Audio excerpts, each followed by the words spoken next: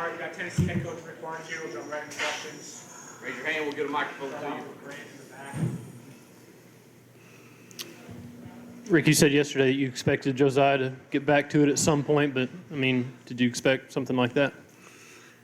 Well, I don't know if you expect anything other than he's been a huge part of this program from the time he walked on campus. And what I loved about him, and I've said it before, when Jordan was going through a little bit of a slump, he struggled in practice, but the last 2 days we've had some really good work in practice, and Josiah got back to being aggressive. And what we told our guys that we're not going to sit around and watch Dalton do it. We got too many good players. And I said, we're not going to do that.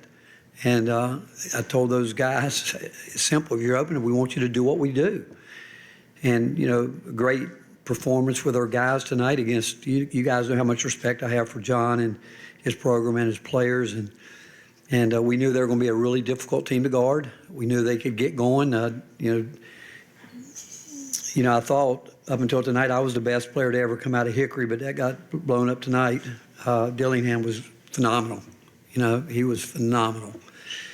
But it's just a great team win for us. I thought Zakai and everyone, I talk about it. I thought Tobey's minutes were really important at a time when they were just really hitting us hard on the glass. But am I surprised with Josiah, Santi? We've been through so much with those guys, and I'm not surprised because our older guys, our experience, I thought was really, really important tonight.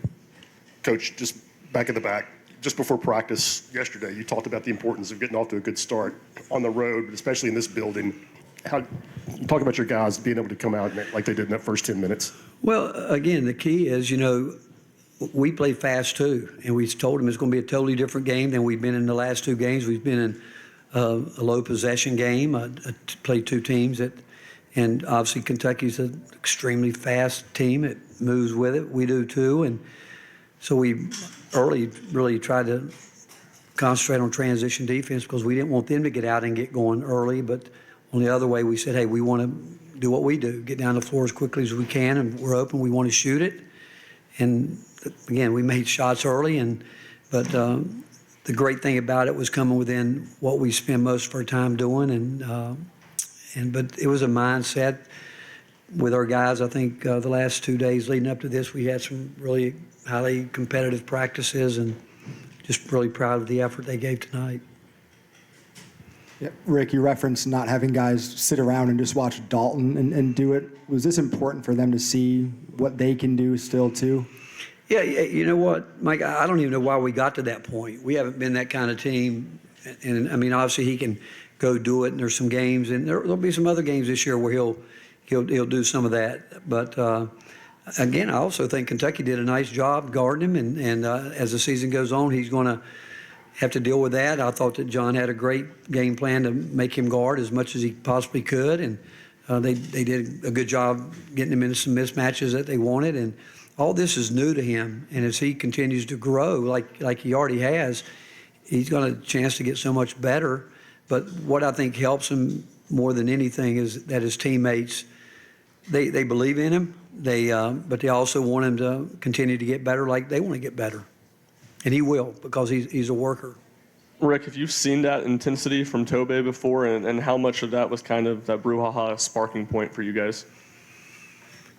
Oh, I've seen that intensity from Tobey. There's no doubt that he's got a streak in him that, Tobey's tough. He's so young to the game still, but the one thing he is going to do is going to go rebound, be physical, try to do his job, and compete. And that happens, I think, when two teams, they're battling. Both teams played hard, and loose ball, you go get them, and it's part of it. But,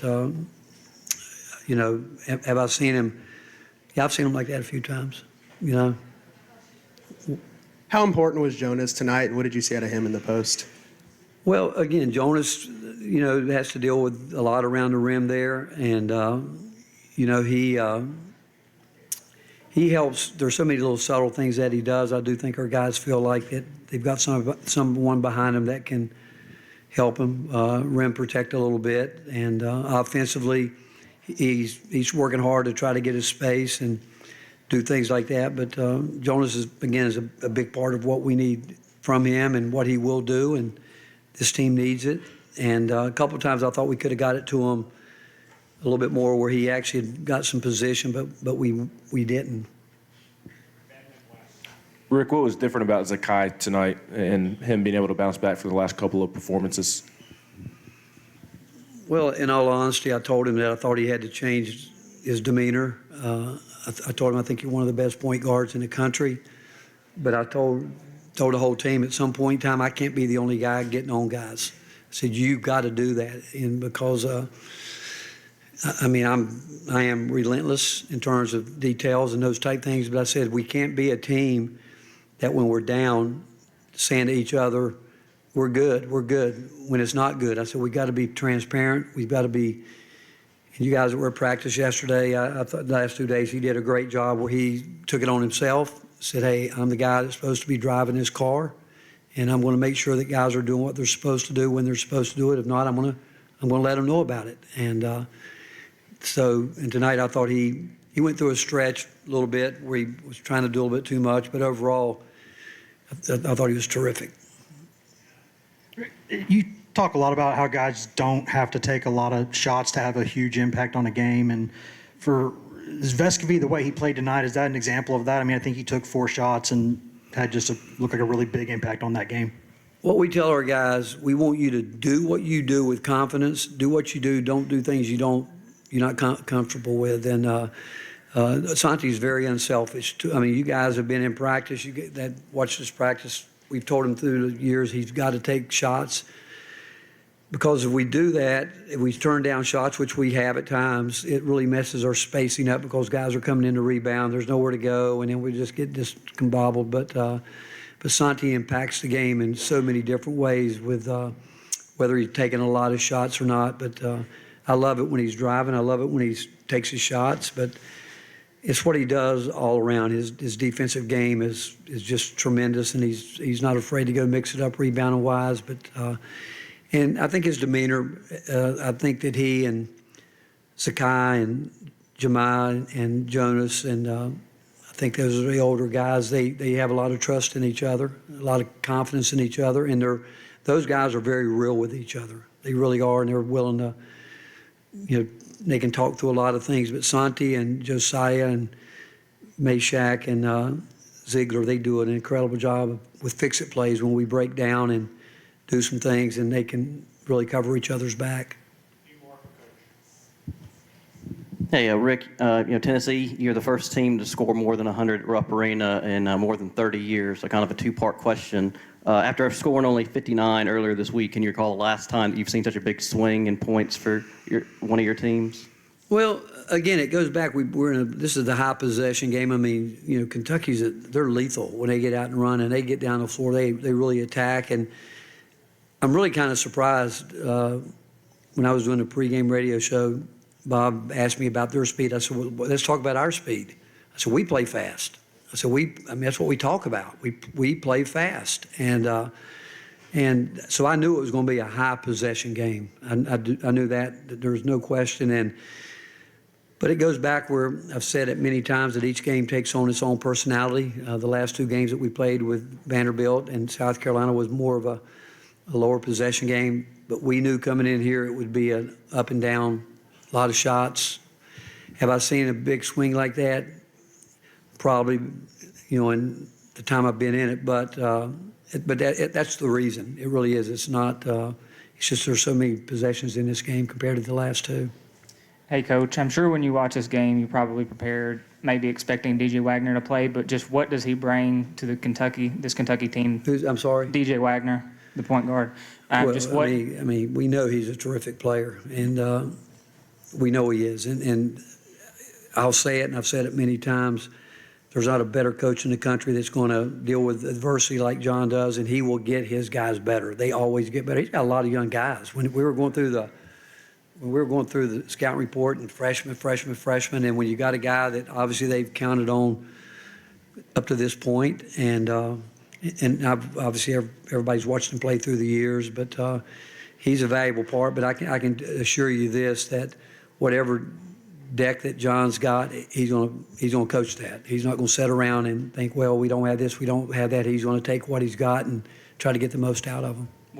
My question was just how different was this Kentucky team compared to when you were preparing with DJ Wagner on the court? Just what different area does he bring to the No, team? again, we were very concerned about their guards, whether he was playing or not. I mean, we knew that he's, again, a guy that can get to the mid-range. He's got a terrific left hand going to the glass, but in terms of how we would have prepared, really not anything differently. You know, we maybe would have mixed up some different ball screen coverage. We do that every game, depending on who it is, how it's going. But in terms of the preparation, we talked about their guards and trying to keep them out of transition.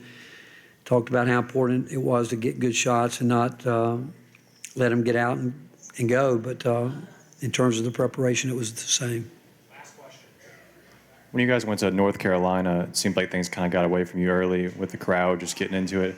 How important was it tonight? It seemed like every time the crowd got going, you guys were able to go on a run and answer that. Well, again, not to take away anything from North Carolina, but after coming back from Maui, those Maui blues can hurt you.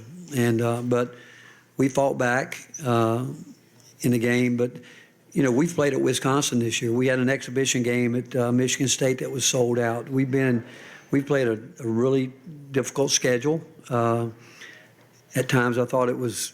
I wondered, did it help us? Did it not? The week off, you know, we were playing pretty good. We came out of the week off and really wasn't very good. But the fact is, the older guys, as I mentioned earlier, they've been in a lot. They've been in this building many times. They've been in this league's got some really great home court advantages in terms of the fans are into it. But I've said many times, you know, playing at home too, our fans, I think, are the best in the country. But those older guys were the ones that basically got it done, and they've been in big arenas and loud crowds, and I thought they handled themselves well.